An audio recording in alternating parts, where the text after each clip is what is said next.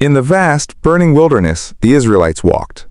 Not by GPS, not by compass, but by something far more mysterious. A cloud by day, a fire by night. Visible, divine, alive. This wasn't some poetic metaphor. This was God's personal navigation system. His manifest presence. A divine GPS that didn't just tell them where to go. It told them when to stop, when to move, and when to wait. By day the Lord went ahead of them in a pillar of cloud to guide them, and by night in a pillar of fire to give them light. Ninus, Exodus chapter 13, verse 21. This cloud and fire weren't just signs. They were companionship. They said, you're not alone in this wilderness. They said, even when you don't know the way I do. But here's where it hits home. Why does this ancient wonder matter to you today? Because spiritually, we're still walking through deserts. Uncertainty, anxiety, questions that go unanswered. And guess what? God's guidance hasn't changed. His presence hasn't disappeared. He may not lead you with a glowing cloud, but His Spirit still burns within.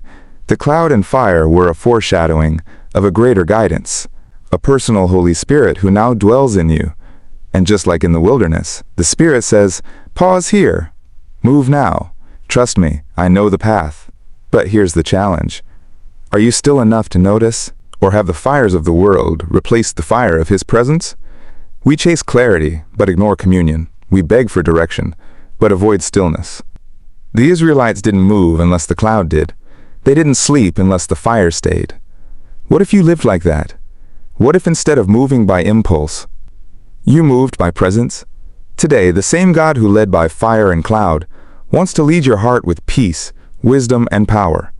You don't need to see a pillar in the sky. You just need to be still long enough to see Him within.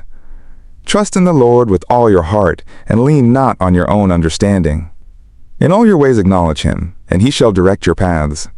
Proverbs chapter 3, verses 5 to 6. The cloud and fire were never just about direction. They were about presence. God with His people. Then, now, always. Still looking for direction? Start by looking for His presence. If this spoke to your spirit, share it with someone wandering through their own wilderness. And remember, God still leads. Just be still and follow.